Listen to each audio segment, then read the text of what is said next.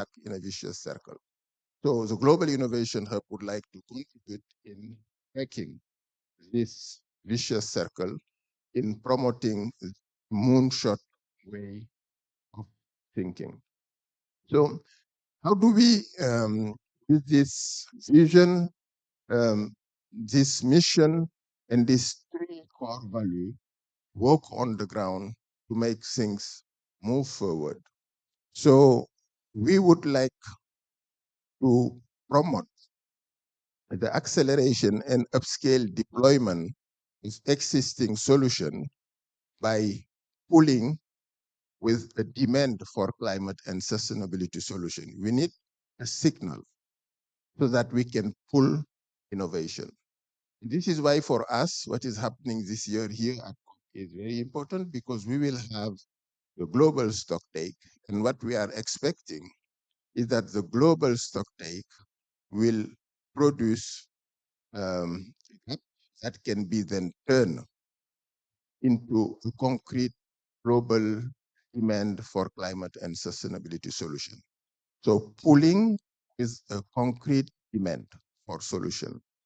But we need also to push, and we need to push with this mindset of sharing using open science. Open science will be the push factor for innovation, and the pull factor will be the concrete demand for climate and sustainability solution.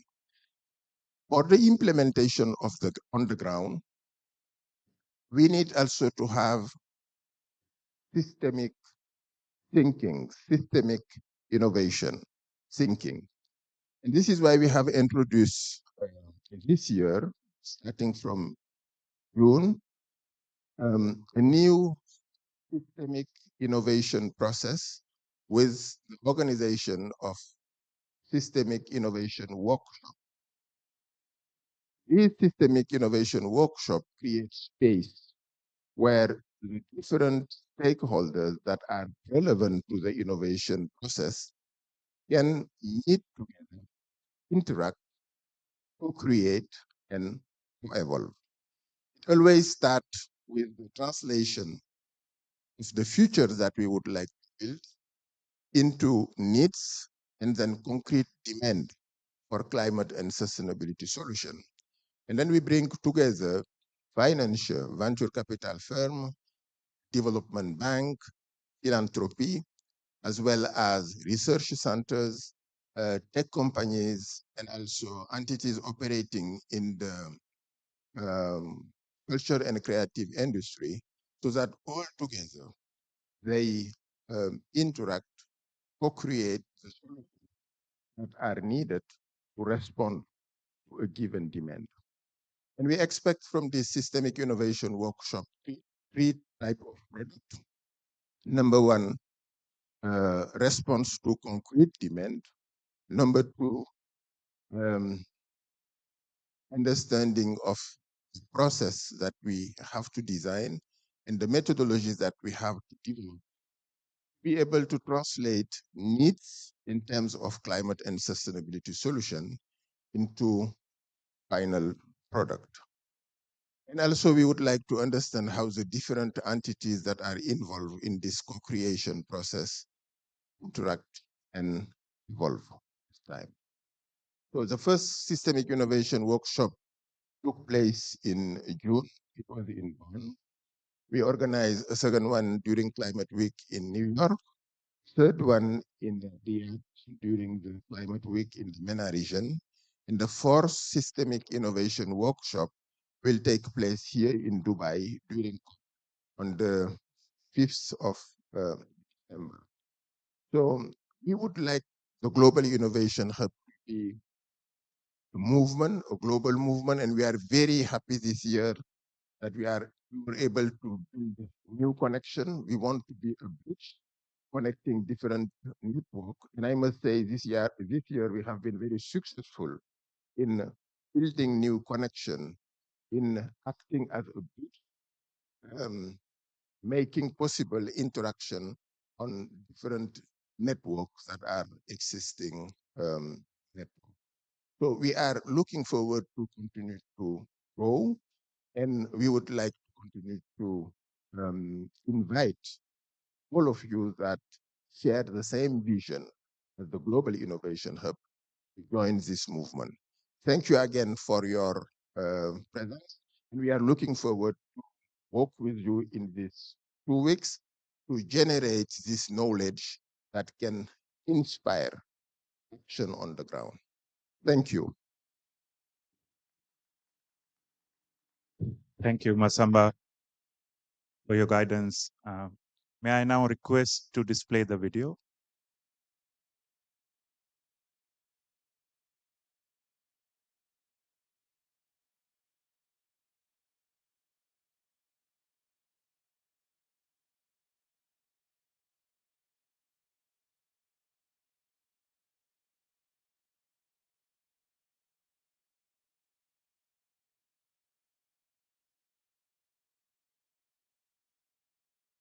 The United Nations. With public and private sector leadership, the Hub is building digital tools to bridge demand and supply of climate solutions and to measure impact in line with the Paris Agreement goals. We are gathering experts and providing them space to work together in radical collaboration. Innovation is not an event.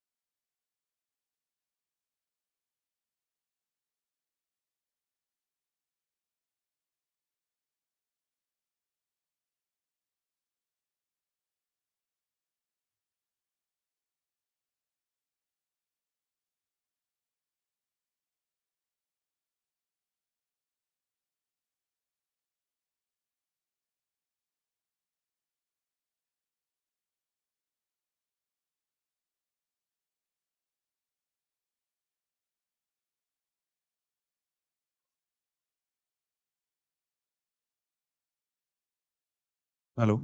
Yeah. I'm sorry. I guess the technology is not on our side this morning. So now I think we can start our session, the first session. I would like to invite our distinguished panelist for the first session, Ms. Kirsten Dunlop. She's the CEO of Climate Cake. Mr. Dennis Pamlin from Mission Innovation. Um, Mr. Luis Neves, CEO of Global Enabling Sustainability Initiative. Mr. Frederick Fenter, Chief Executive Editor of Frontiers, and Mr. Stefan Dihas, Vice President, Co-Creation and Client Consulting T-Systems, to come up on the podium. And I also like to invite Mr. John Fairbeek, Head of Sustainability and ESG from KPMG Belgium, to moderate this session. Please, welcome.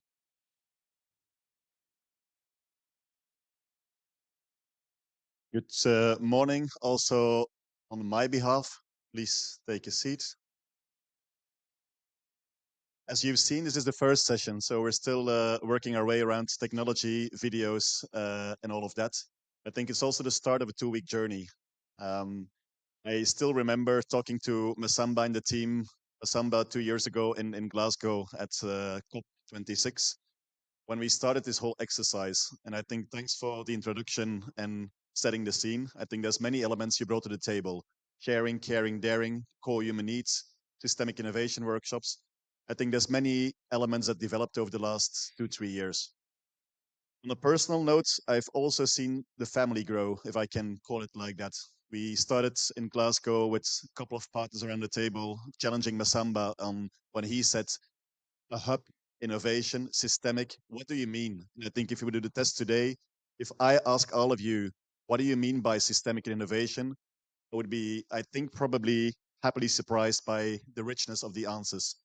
And I think that's also the richness of this initiative, which has been growing with more partners joining. But I think the most important part, which you didn't mention, is that it also creates a safe space, a trusted space.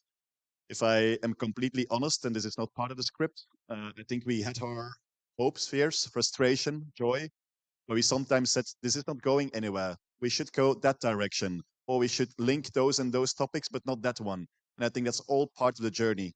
But the fact that we're still here, that we keep discussing to say we can do more, the fact that we say we have a different end vision, a different agenda, a different language, how do we keep connecting?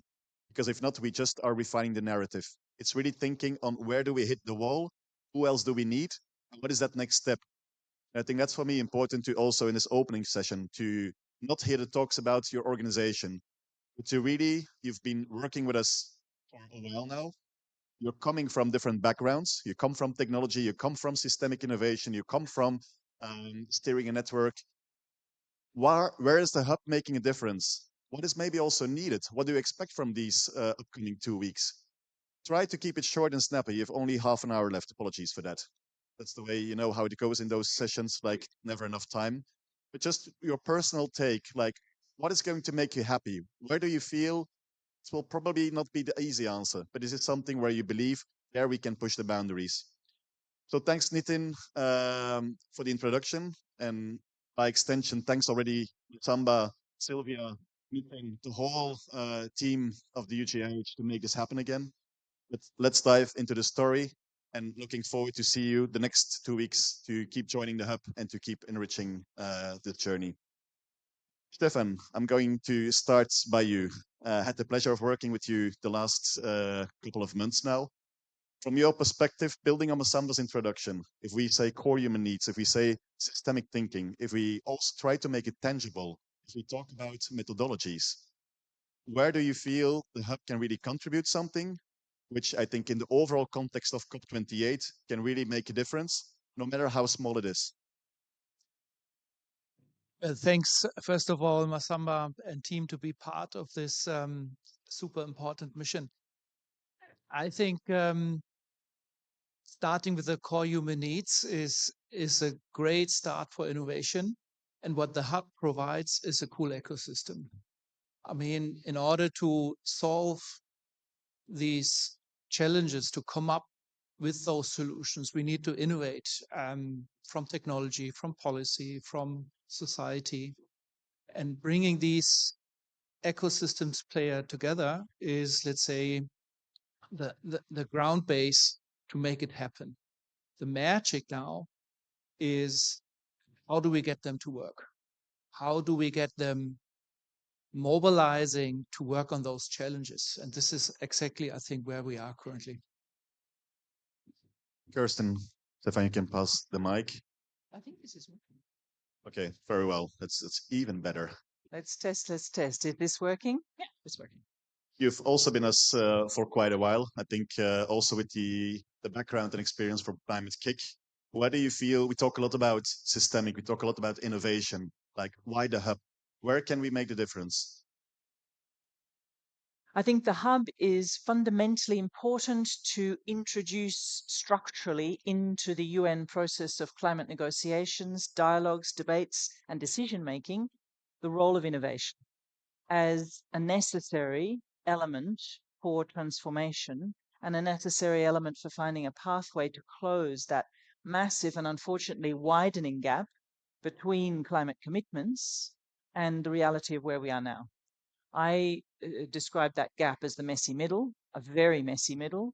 I think we face a context at the moment, coming to your question about what we expect for the next 2 weeks, where one of our biggest challenges is the extent to which we can hold sufficient stability in the world to be able to act and to put solutions into practice and to connect them up, integrate them, and find them grounded in ways and contexts that are meaningful for people in the places in which they live. So the race that we are in, for me, is a race against despair and a race against fear and conflict and crisis and chaos. So innovation provides hope. It provides a sense of possibility of choice. The meaning of possibility is very important, and it has two sides to it. The limitations, as Masamba rightly pointed out, of how we self-limit by what we think is possible, and the opportunity of using possibility as a way of firing up the imagination and firing up the kind of grounded context engagement, meaningful engagement that people can find in working on hopeful solutions to bring about a possible future, not a plausible, but a possible future. So I think the role of the hub is absolutely essential in creating that space for meaningful, designed experimentation, acts of imagination, new narratives, and genuinely deep, radical collaboration between actors to close and do something in that gap. But it is incredibly important, I think, in the way in which we're talking about needs-led innovation. You mentioned, and Masamba mentioned this morning, it is really critical to understand that we have to redefine need. Need is not simply the repetition of what we currently think we need. Need is a revolution. Need is a revolution in its understanding what we could live with. How do we learn to live well with less materials, with less resources, with a different relationship with the environment? And how do we learn to understand that, frame that, and live it as an aspirational set of futures? That's what this hub is for, creating that space for dialogue, for partnership, for deep collaboration, and for the experimentation of what it means, including experimentation with intelligent technology partnerships in the ways in which we close some of these. We turn a messy middle into a generative, creative space of real, new, sustainable meaning. Thanks, Kirsten, for bringing the aspect of revolution, but also radical collaboration. And Dennis, this morning we were already quickly chatting, and I think an ongoing conversation is that there's already so many initiatives. Like if we say radical collaboration, how do we make in that messy middle that collaboration happen? Knowing that some people say, but we have our agenda, like you can join us. But maybe not about joining something. So how to get together? What does it look like? Well, I think it's a really good question, and I think we need to acknowledge that we have failed so far. When we came together a couple of years ago, it was the start of COVID, and we saw that as a tipping point for something very different, because we are still stuck in the 90s with the climate discussion. It's about reducing emissions. That's still the narrative. We haven't brought that through and said, no, let's focus on human needs and solution providers. Still, climate leadership is being defined as those who reduce the emissions the most, from cities to countries to companies. And that has not ended. So we have failed. And we saw COVID as an opportunity to say, now is the time to rethink, to ask fundamental questions. How do we want to live? What is really valuable in society? Who give value to society and who's not really giving value to society? Then we have a war coming up. We did, and Europe especially had a fundamentally opportunity to rethink. And we have rethought and realized that revolution and more climatic change is needed. But still, the climate narrative is still stuck in this reduction agenda. And that's where I think we need to move out of this Western thinking and move it to the global thing. And that's where my hope is for COP30, where Brazil is hopefully going to bring an 11 billion, 8 to 11 billion focus and say that's what should be at the center, how we deliver flourishing lives for everyone on this planet. Until we get that, we will around the margins. But I want to celebrate also because the Global Innovation Hub, although haven't changed the world, we still got G7 this year coming out that companies should also be solution providers. World Business Council developed their framework for avoided emissions. So there are things happening, and we have seen cities saying we should not only look how we reduce emissions, we should look at the startups we are creating that can export globally sustainable solutions. So there is this mixed feeling of we are close to something, but we still need to acknowledge failure, that we are not really at this space, at this event. Most people coming here are coming with a mindset that we should reduce emissions, not delivering flourishing lives for 11 billion people. So that's where I'm standing. Thanks, Dennis. And from narrative, I think frontiers has become quite a loaded word or concept, but I think, Frederick, you're well placed if we want to think on going to a new kind of space and talking about those frontiers. I've got to know you as a good observer. So if you look from your perspective on the introduction this morning, but also what we've seen in the hub the last 1 to 3 years, what's your take on that? Well, thank you very much. Can everybody hear me okay? Is the microphone working? Okay, terrific. Look, thank you very much. I think just to provide some context, I'll start by just saying that Frontiers is the leading open access publisher and open science platform. And we publish to over 200 journals and serve about 2,000 distinct scientific communities around the world. And we're here this week to officially announce our partnership with the Global Innovation Hub. So we're very, very excited and thrilled to be part of the adventure. Um, our work with the Global Innovation Hub is going to be around developing its digital platform, and which will address, as Mosamba mentioned, the core human needs challenge. We're very proud to be a partner, and we heard Mosamba this morning talking about how can we succeed. Well, the word that the Mosamba used is sharing, and sharing I think is a core concept. He talked about the push of open science, and this is exactly the impulsion that that Frontiers as a partner hopes to take this initiative, because this mission is perfectly aligned with our own mission at Frontiers, which is to make science open to all of society, so that the research innovation cycle can be accelerated to develop the challenges, the solutions that we need, so that policy can be supported with scientific evidence, and so that the public restores its faith and trust in science. So these are all critical elements of the open science dynamic. And I think that we're here this week, and our message is very simple. Open science is needed to solve the global warming problem. And if I can I just take 3 minutes to tell a story? Um, Really short, if really possible. short. Earlier this month, we published an article with people based at the Grantham Institute on the nature of the Earth's climate systems. The study was about how to understand global warming after net zero, which is referred to as a zero emissions commitment. And they took a comprehensive analysis of the Earth system processes controlling global temperatures.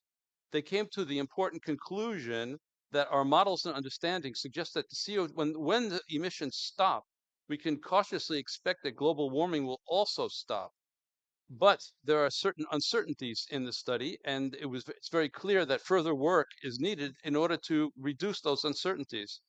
But I just want to point out, in this current scientific publishing context, as things now stand, that work, that additional work, will not be available to most of us in this room, because most of the science that is published today, 60% of that corpus remains closed in silos, accessible only to the few people who can afford the expensive subscriptions to gain access.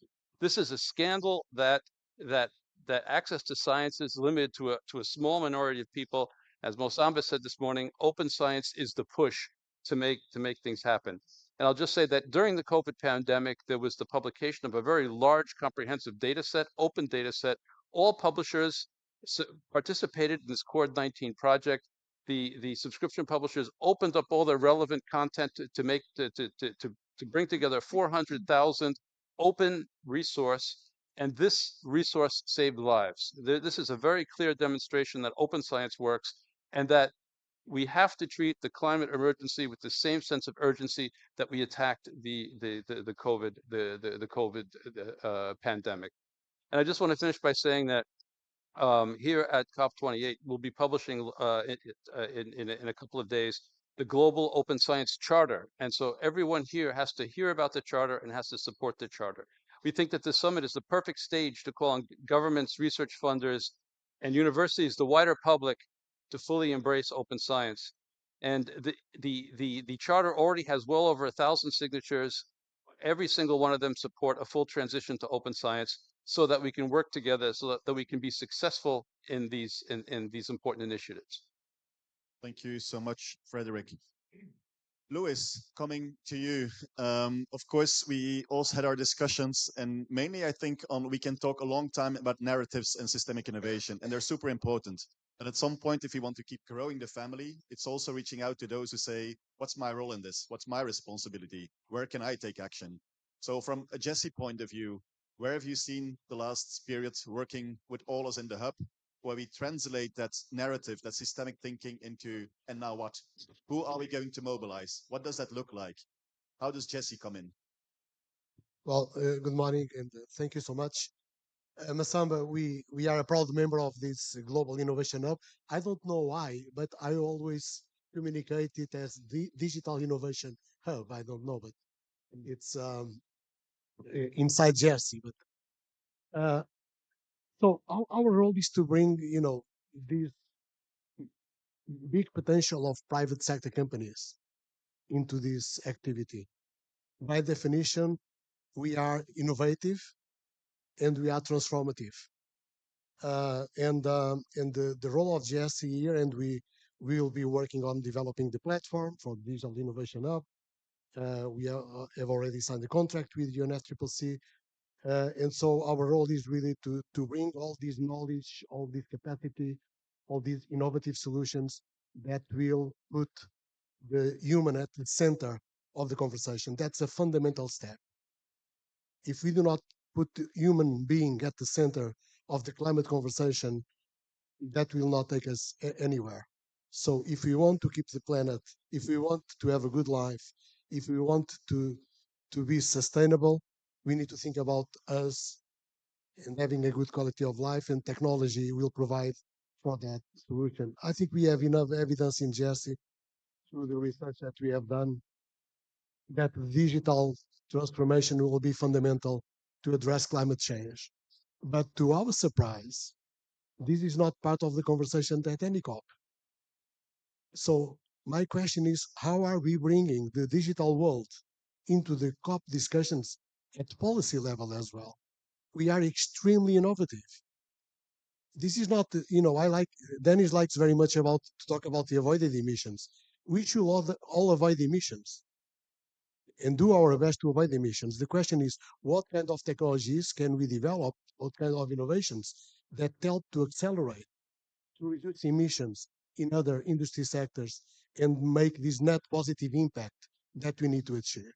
And I think that's the place where GSC has a role. And that's the contribution that we can bring.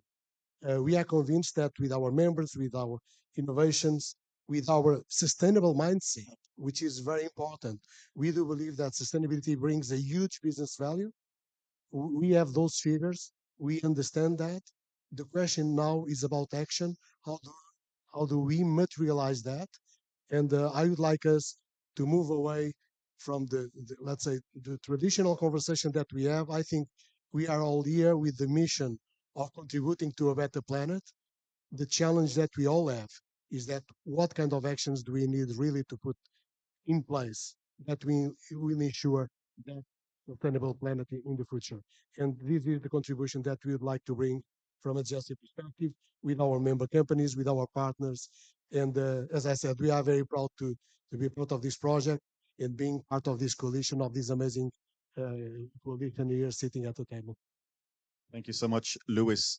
Let's test technology because I think we have one speaker who's joining us in a hybrid way. I hope that Ben Hanse, in the meantime, is also with us. I have a quick look at my colleagues over there. Do we have a speaker online?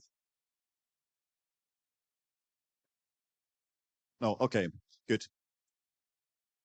Looking at the time, we don't have much time left, and I think you're all comfortable talking, of course, about what you do on an everyday basis, where you feel this is where I'm working. Just to also perhaps pick the brain from the audience, if I look at your body language, if I ask one last question to all of you, what's just beyond that comfort zone? Because often we talk about what we do and we try to bring the topic back to where we work. And I think that's a fair option because that's also where we can create added value. But if we want to find each other in that middle, what's then just that next element? And there's no right or wrong answer. Dennis talked about failures, but if we only stick to what we know and say we can contribute from our organization, yeah, then we're still here the next couple of COPs. So Stefan, if I ask you, like, where do you feel we should be going there, but I don't know how? Like, what's that next step for you, where the hub can maybe try connect those dots? Yeah, as I said already, I think it's now about mobilizing the teams for the challenges. So we have to have teams working from now on to COP29 on those challenges to get them to solutions. That's just a fact. If every one of us now gets back at home in the comfort zone, we will not achieve those solutions. So that's it. Really get to work now. Kirsten, I still see you thinking. Two things. I'm going to give two examples. At the moment in Europe, for example, there is an initiative, a large-scale initiative to transform cities.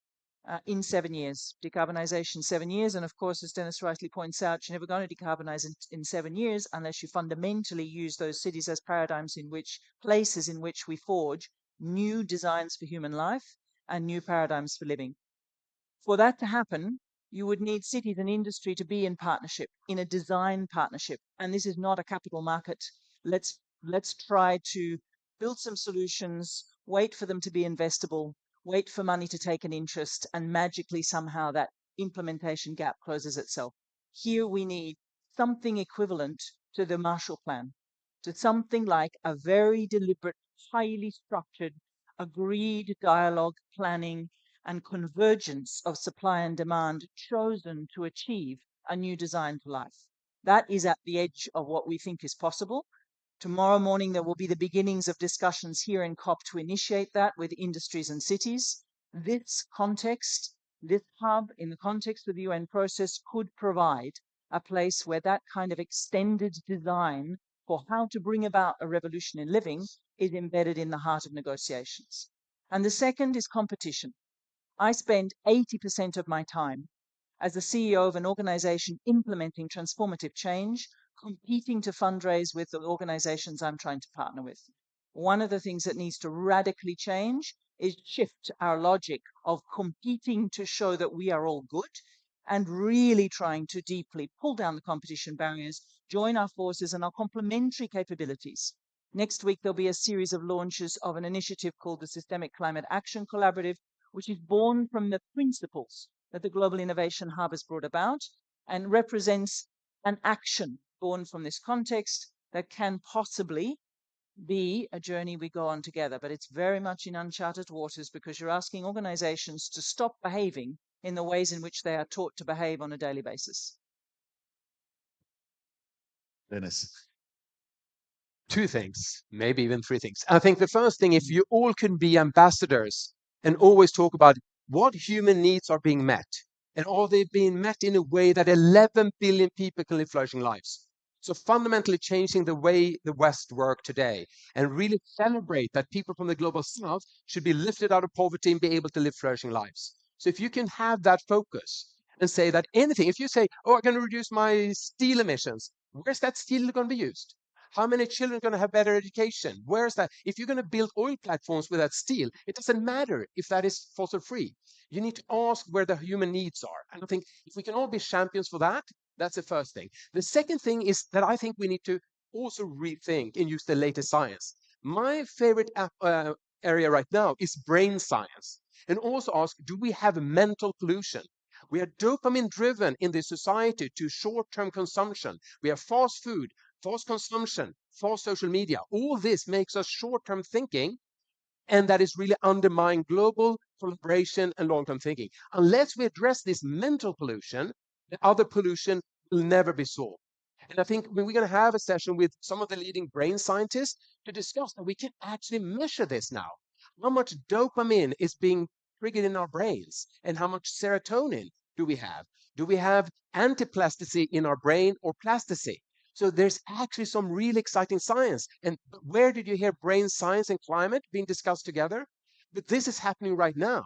So that's my two things. One is putting human needs, 11 billion people at the focus. The other is, what are the new scientists that we need to understand? Why do we operate inside here the way we do? And I think brain science is maybe one of the most important things moving forward for us to understand why we have this mental pollution constantly coming back and being frustrated. So that's me. In 5 words, what was the maybe third? The maybe third is to really look at who are the ones championing this. And we've been trying to look at this, for instance, why don't we bring people where do people feel passion? Outdoor, the music. Why aren't those people here with people flourishing lives? We have, companies providing materials here and talk about how they decommission. But why? Why don't we have the people that give flourishing lives to people here and say, what do they need to provide this for 11 billion people? So that's my third thing. So we're going to have the outdoor industry launching something, and ISPO is happening in parallel with us in München. So the last thing is also for us to stop thinking about climate being here and also realize most of the things happening outside here. Super. Thanks for adding that. Frederick. Yes, thanks. I'm going to, once again, I'm going to go back to a concept that Masamba mentioned, that's being bold. And I think we can all agree that the clock is loudly ticking on this 1.5 warming limit. And in order to succeed, we need to make good decisions in policy. That's absolutely critical.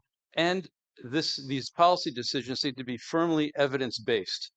And I hope that we can all agree that all solutions are fundamentally scientific in nature. So we have to work hard towards data-driven outcomes that participate effectively in terms of being able to push that needle in a short time frame.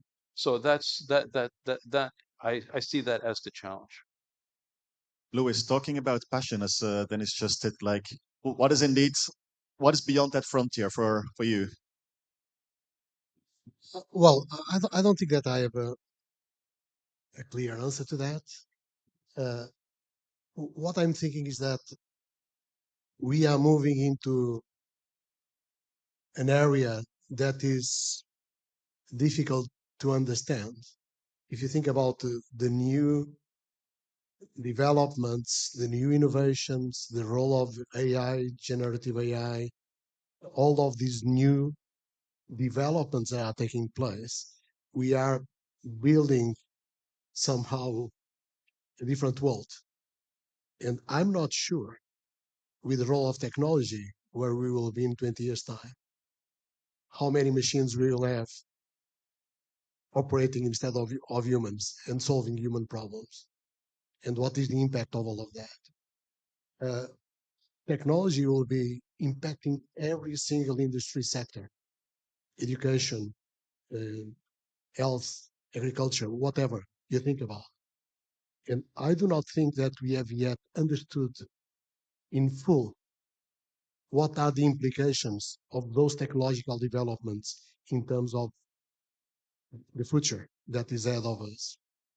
But we need to understand that as soon as possible and master that.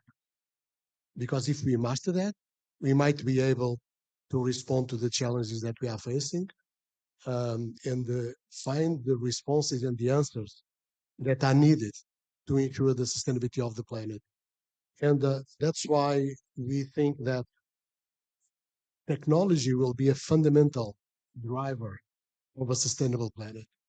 And what Kirsten mentioned, collaboration, working together, understanding each other, join forces, and again, putting the human at the center of everything will be the key to drive whatever agenda. My hope is that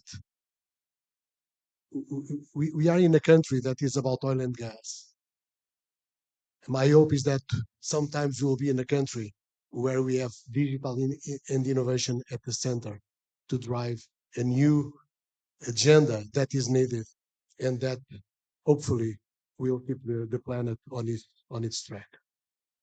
Thanks, Louis. Masamba, if I can come back to you, we have a couple of minutes left. If I ask you the same question, because the UNFCCC is, of course, an interesting space. We look at the negotiations on the one hand, we look at the whole COP on the other hand, we look at the innovation hub, and where you said we want to provide that hub, that trusted space for sharing, caring, daring.